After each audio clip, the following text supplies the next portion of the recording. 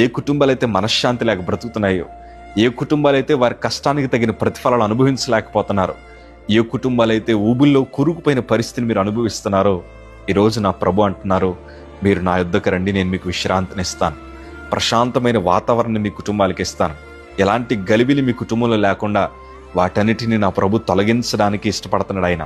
ఈరోజు నీ భుజాల మీద మోస్తున్నావేమోనయ్యా, నీ వల్ల కాదు. తల్లి, నీ భుజాల మీద మోస్తున్నావేమోనమ్మా, నీ వల్ల కాదు. ఒక్కసారి నీ భారమంతా ఏసేకివి. నీ మనస్సులో ఉండిన ప్రశాంతత కొన్ని కోట్లు ఇచ్చను దాన్ని కొనలేవు. అంత గొప్ప ప్రశాంతమైన పరిస్థితిని నా ప్రభు ఇస్తారు. మా జీవితంలో కూడా అంతే. ప్రభా, మా బ్రతుకులేంటి ఎట్లా అయిపోయాయి, మా జీవితాలేంటి ఇలా కృంగిపోతున్నాయి, మా వల్ల కాదు ప్రభా, మేము బ్రతకలేకపోతున్నాం, మా వల్ల కాదయ్యా, మేము ఏ నుయ్యోగయ్యో చూసుకోవాల్సిన పరిస్థితి వచ్చేస్తుంది. ఒకవైపు చూస్తే ఆర్థిక ఇబ్బందులు వస్తున్నాయి, ఒకవైపు చూస్తే మానసిక ఒత్తిడులు వస్తున్నాయి, ఏం చేయాలో అర్థం కావట్లేదు ప్రభా అని ప్రభు పాదాల దగ్గర పడి ఏడుస్తున్న రోజులు మాకు ఇంకా జ్ఞాపకం ఉన్నాయి. మా హృదయములుండే భారానంతా ప్రభు తీసేశారయ్యా, మా హృదయములుండే ప్రతి వేదనంతా ప్రభు తొలగించారయ్యా. ఈరోజు ప్రభు మాకు మనశ్శాంతినిచ్చారు.